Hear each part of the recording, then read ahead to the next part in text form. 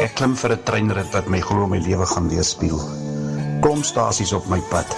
Sommige mooier as ander, maar elk uniek. En dan die moerkoffie, die lewe se vernis, rond, vol, geurig en vol smaak, ryk en lekker. Drink hom slukkie vir slukkie, geniet hom. Laat hy oor die tong rol, want by jou stasie is die rit verby. Die rit weet te flits van die geheue.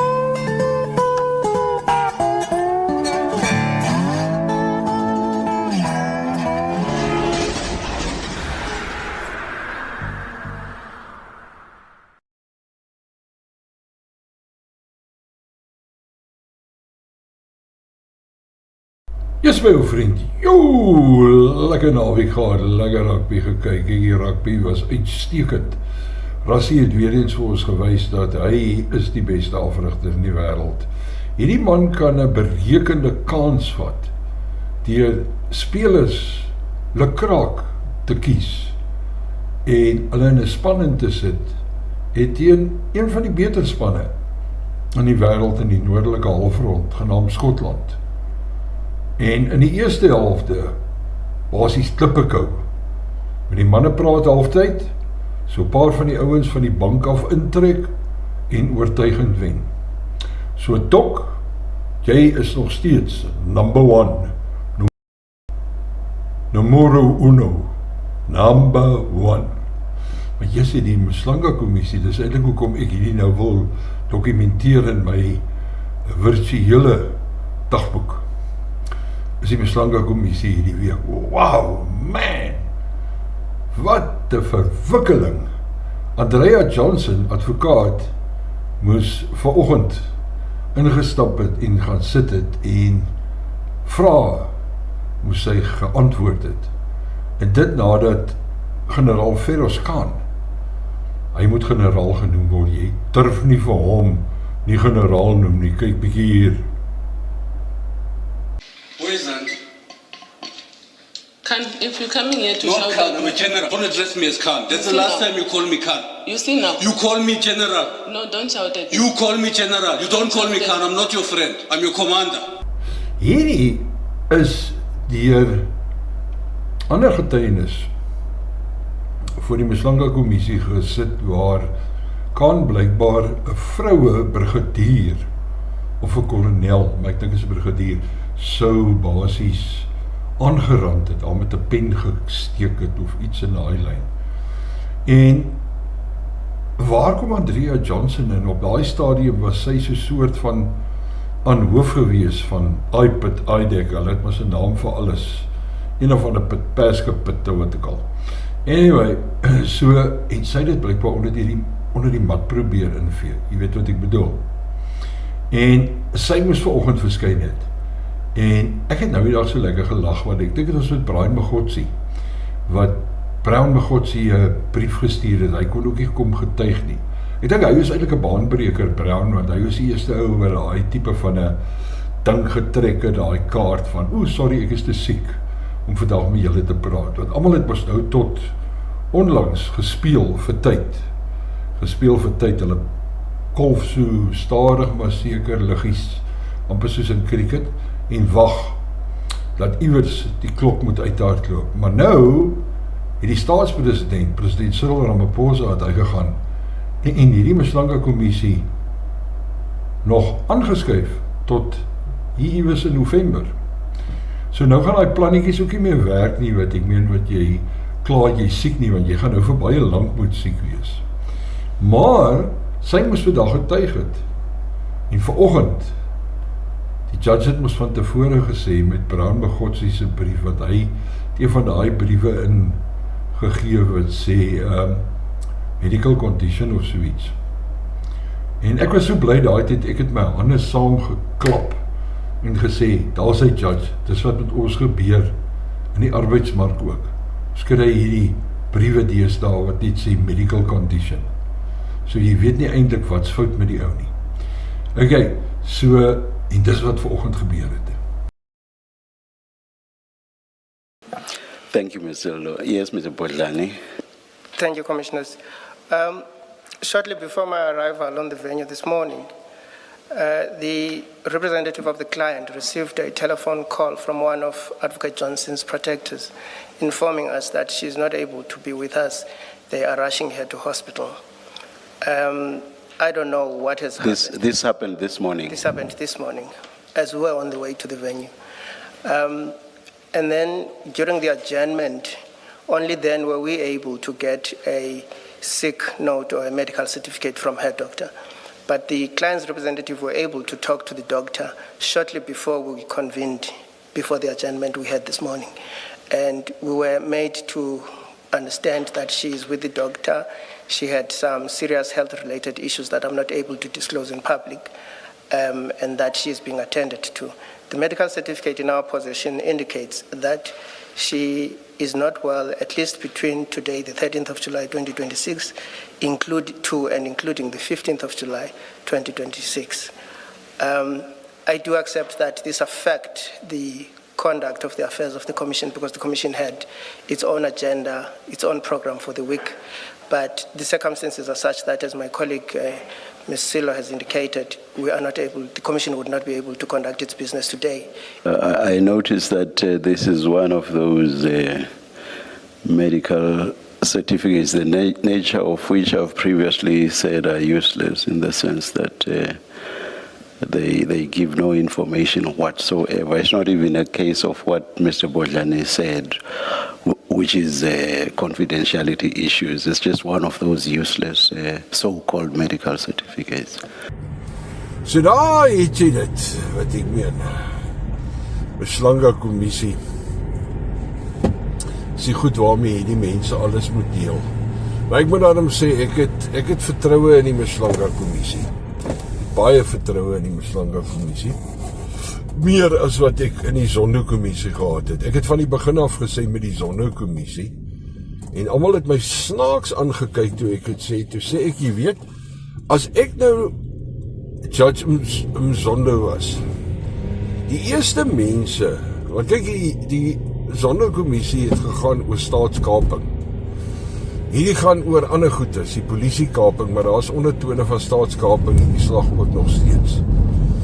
Maar as ek die Judge Zondo was, van die begin af, die eerste mense, want het moes nou grotendeels gegaan oor die Gupta en al die wheelings en dealings en die goedes van Jacob Zuma en sy kaders en so meer. Die eerste ding wat ek sou gedoen het is, ek sou basies gaan kyk het, na al die groot bedrag geld wat uit die land uit is. En na die Gupta's toe, of hulle gekonnekteerde maatskappye wat deel gevorm het van hierdie netwerk van staatskaping. En dan sal ek gaan kyk deur watter banke is daai geld uit die land uit. Want surely, daar moes banke gewees het wat betrokke is by dit. Daar was banke. Dan sou ek gesê het, okay, alright, hierdie is deur Absa, hierdie is deur FNB rekeninge, hierdie is deur so en so. En kyk die banke, wat ek meen, in die staat kan jy nog sê, ja, oor die papiere het weggeraak of soiets, maar met banke kan jy verseker, ek kan amper nie glo nie, maak hulle paar potholes reg, of is dit 'n sloot wat hulle self gemaak het en nou besluit het, hulle gaan dit nou toemaak, of wat even nee, dit is slaggate wat hulle toemaak. Jessie, is wonderlike werk, baie dankie manne. Dankie Nelson Mandela Bay. En so man, maar anyway, dan sou ek gesê het, okay, ons kry is al hierdie groot knoppe van die banke voor die kommissie en sê, okay, op baie dag is daar 500 miljoen gestuur Dubai toe, nie Dubai nie, anders sou het nou beter gegaan het hier, of sou dit, is het Dubai toe gestuur, dis deur julle FNB, gee asseblief vir ons die details, weet jy die geld goed gekeer, van wie afkom dit, wie is die persoon wat agter die transaksie is, wat die regeringsdepartement is dit, en so meer. En dan gaan jy, en dan trek jy die mense in, wat verantwoordelik was, wat die transaksies basies goed gekeer het. Dan het jy mos nou 'n lieflike pypetry, laat hoef jy die staat te maak oor Jacob Zuma, I can't remember. Iets in daai lyn nie. Nee, jy hoef glad nie.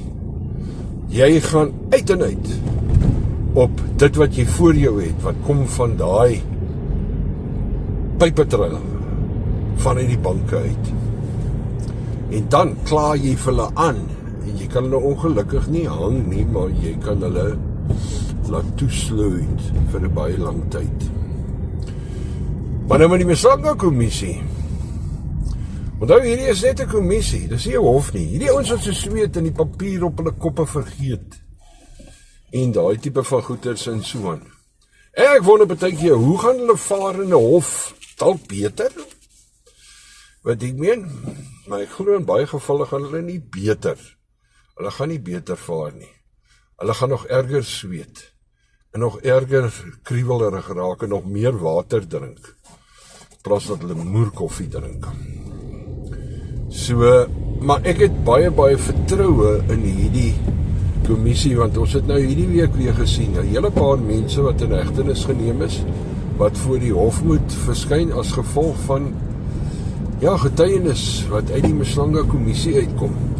So hierdie ding, hoe lank die kommissie nog aan die gang gaan wees, dis nou, onthou, die president het dit nou verleng tot in November, maar as hierdie kommissie tot 'n einde kom, dan is daar nog klein huisies vol werk wat moet gedoen word om hierdie goeders eventually in die hof te laat kom. En my vraag is, gaan die pap op die grond val wanneer dit kom by ons judiciary? Gaan ons howe dit kan hanteer? Maar daar is al baie male gesê, in die howe, die aanklaers en so meer is nie meer kranig nie. Hulle weet nie eintlik hoe om sulke sake basies voor die hof te bring en ordentlik voor te lê nie. Maar nou het ons mense soos Matthew Chalkinson en al die mense wat op die oomblik die kommissie dryf. So hopelik sal hulle dit moet doen. Maar nou ja, van dit afgestap, die nuutste vanuit Amerika uit is, daar's 'n aanslag op Donald Trump se lewe as president. En hy klaar, kyk, hy's 'n man, ek dink, as hy daar slaap, maar hy wakker raak, dan is hy sommer klaar in fighting mode. Hy sommer klaar vertel, daar's weet jy hoeveel 1000 besiele wat gerig is op Iran nie. Daar moet altyd 'n verskoning wees vir oorlog, wat ek meen, moenie 'n fout maak nie. As al klaar klop besiele gerig op Iran, sou daar iets met hom gebeur, dan gaan daai goeders verseker afgevuur word. Israel had this intelligence that Iran had a new plot to assassinate President Trump. Break down for me really the situation that's kind of been developing since the death there, the killing of Soleimani. That's when pretty much all of this really began. And that's an excellent point that you bring up there, Josh. This dates back to 2020 when the U.S. killed Qasem Soleimani, who was the head of the IRGC and the Quds Force. So he basically exported terrorism for Iran across the entire Middle East, and the U.S. took him out.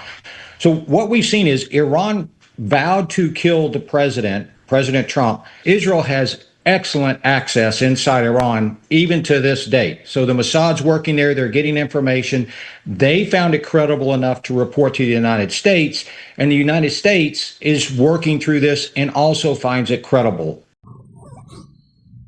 Nou die een ding van hierdie oorlog, wat Donald Trump al baie male beskryf het as 'n ekskursie of 'n spes-ops projekkie of wat ook al, ek weet nie wat hier aangaan nie. Een ding, al wat ek weet is, en ek gaan geen doekies draai daar om dit nie, ek is heeltemal gekant teen enige oorlog. Dis nie nodig om oorlog te maak en duisende mense te vermoor, of dit nou is in die naam is van vrede, en of dit in die naam is van jy weet, om die wêreld 'n veiliger plek te maak, of al daai tipe van rubbish nie, wat ek meen, of 'n naam van Christenskap of een of ander geloof nie. Maak die saak van waar het kom, ek is gekant teen dit. Maar wat hier gebeur is in die Midde-Ooste gaan oor net een ding, dit gaan oor olie. energie. Want energie is mag. Absoluut. Niemand kan daaroor enigsins eers twyfel hê nie. En daar's baie slim mense wat allerlei uitsprake maak, die een aan die kant van Amerika, hoekom Amerika dit doen, die ander ene weer aan die kant van die oppositie. Maar hoe dit ook al sê, ek is gekant teen dit, ek is moeg van dit, en ek dink baie mense, jy waarskynlik my vriend is ook moeg van dit. Moeg van dit, om elke slag die televisie aan te sit, of die radio, of op sosiale media te gaan sien hoeveel mense is nou weer dood en opgeblaas en vermink, en daai tipe van goed is. En Israel, komende van Israel, hierdie hele ding, I just don't buy it. I don't buy it. Tot hierdie storie van die Amalek en al daai tipe van goed is. Dis absolute nonsens. Spat die kykie agter gou oor om te kyk of daar enige iemand is wat 'n bedreiging vir ons is. Hy is so goeie waghond. Maar I just don't buy it. Ek het jare terug, toe my dogter baie klein was, het ek vir haar die Bybel uitgelees. Kinderbybel. Ek was daai tyd 'n goeie pa. En in die aande vir haar storieetjies uit die kinderbybel uitgelees. En waar ek destyds al besef het, dit was so 1987, 86 haar rond. Toe sy seker is dit 4 jaar oud of wat. Toe lees ek vir haar een aan die verhaal van toe hulle Jerigo binnegeval het, en al die vrouens, die kinders weggevoer het, die mans doodgemaak het en goed. Toe na die tyd, dan vra ek altyd vir haar, luister, Michelle, is daar iets vragies of wat? Toe kyk sy by die aansê, toe sê sy vir my, papa, die een ding wat ek net wil vra is, nou nie in die presiese woorde nie, maar ek wil net hoor, en dit was al presiese woorde, hoekom kon hulle nie net praat met hulle nie? En net daar het ek besluit, nee wat, ek lees nie meer vir haar die kinderbybel uit nie. Vernaam nie die Ou Testament, daai ou gedeeltes wat net gegaan het oor moord en doodslag, alles in die naam van God nie. I can't do it anymore. En toe het ek opgehou met dit. Maar nou ja, in Amerika, wat is nou 'n beter verskoning om die oorlog of die ekskursie aan die gang te hou, dat Donald Trump se lewe word nou bedreig? You know, the life of a president is very dangerous. I'm number 1 on the kill list for Iran. They're lovely people. I personally don't care.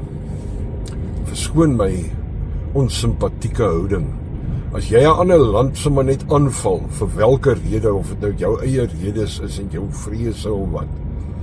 As jy 'n ander land aanval en jy maak hulle leiers dood, wat gee jou die idee dat jy so 'n soort van godelik, hulle mag nie aan jou vat nie? Because they're scum, that's the way they act, and that's the way they've done it for 47 years. But I'm doing what's right for the country. I'm doing really what's right for the world. Natuurlijk gaan jy moeilikheid kry as ek gaan en ek gaan steel my buurman se vrugte. En ek hoor, hy het nou beplanne om my vrugte te kom steel. Nou sê ek, nee papa, klim jy oor daai muur, dan skiet ek vir jou bo van daai muur af. Nee man. Ons is mos nie kinders nie, man. Ons mos nie kinders nie. Stop jou. Dit is al wat boodskap wat ek vir Donald Trump het. Baie gevaarlike noot, ek sien vir jou Saterdagoggend op die trein. Groetnis. Die Moer Koffie Express, Saterdag van 8 tot 10.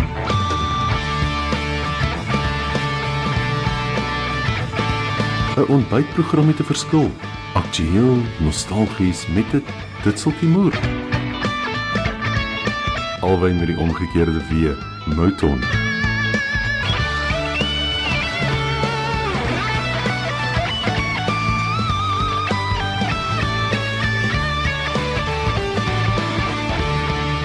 Net hier op Radio Suid-Afrika.